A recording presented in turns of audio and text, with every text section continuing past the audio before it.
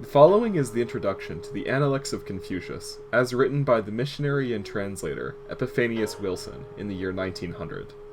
The strangest figure that meets us in the annals of Oriental thought is that of Confucius. In the popular mind, he is the founder of a religion, and yet he has nothing in common with the great religious teachers of the East.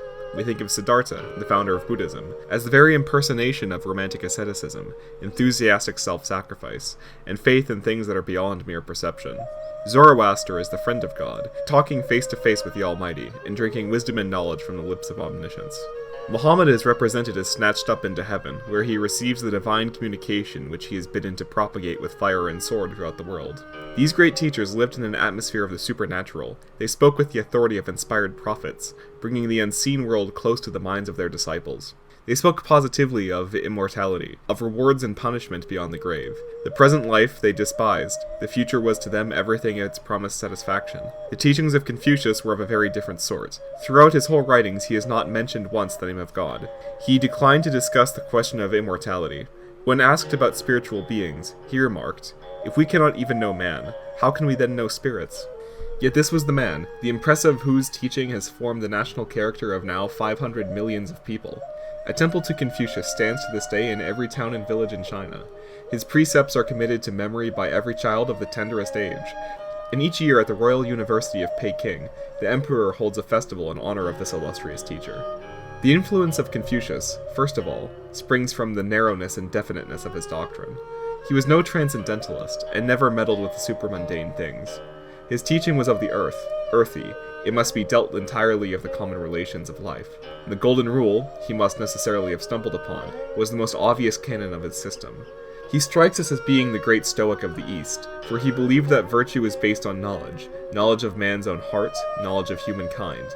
There is pathetic resemblance between the accounts given of the death of Confucius and the death of Zeno. Both died almost without warning in dreary hopelessness, without the ministrations of either love nor religion. This may be a mere coincidence, but the lives and teachings of both men must have led them to look with indifference upon such an end.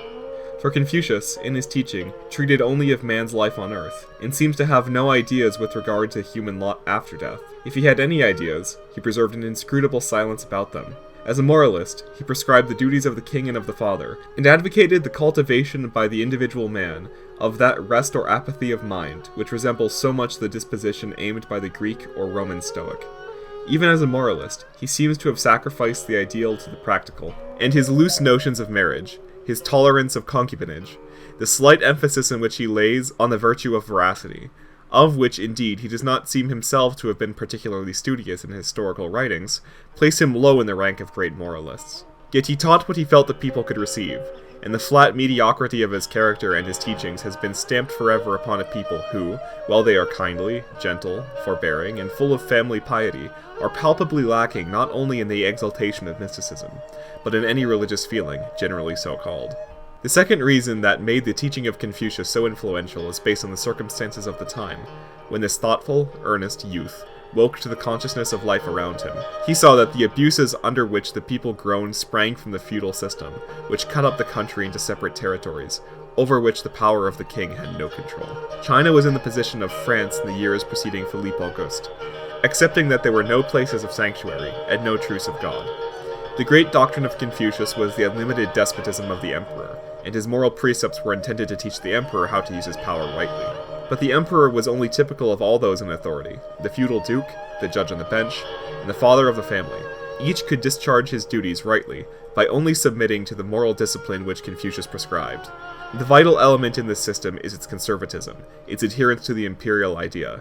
As James I said, "No bishop, no king." So the imperialists of China have found in Confucianism the strongest basis for the throne, and have supported its dissemination accordingly. The Analects of Confucius contain the gist of his teachings, and is worthy of study. We find in this work most of the precepts which his disciples have preserved and recorded. They form a code, remarkable for its simplicity, even crudity, and we're compelled to admire the force of character, the practical sagacity, and insight into the needs of the hour, which enabled Confucius, without claiming any divine sanction, to impose this system upon his countrymen. The name Confucius is only the Latinized form of two words, which mean Master Kung. He was born in 551 BC, his father being the governor of Shandong. He was married at 19, and seems to have occupied some minor position under the government. In his 24th year, he entered upon the 3 years' mourning of the death of his mother. His seclusion gave him time for deep thought and study of history, and he resolved upon the regeneration of this unhappy country. By the time he was 30, he became known as a great teacher, and disciples flocked to him. But he was yet occupied in public duties, and rose through successive stages to the office of chief judge in his own country of Lu. His tenure of office is said to have put an end to crime, and he became, quote-unquote, the idol of the people in his district. The jealousy of the feudal lords was roused by his flame as a moral teacher and as a blameless judge. Confucius was driven from his home and wandered about, with a few disciples until his 69th year, when he returned to Lu, after accomplishing a work which has borne fruit, such as it is, to the present day. He spent the remaining 5 years of his life in editing the odes and historic monuments in which the glories of the ancient Chinese dynasties are set forth. He died in his 73rd year, 478 BC. There can be no doubt that the success of Confucius has been singularly great, owing especially to the narrow scope of his scheme, which has been crystallized in his habits, usages, and customs of the people.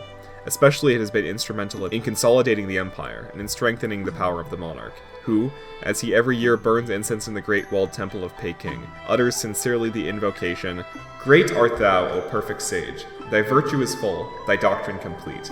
Upon mortal men there has not been thine equal. All kings honor thee. Thy statutes and laws have come gloriously down. Thou art the pattern in this imperial school." Reverently have the sacrificial vessels been set out. Full of awe, we sound our drums and bells.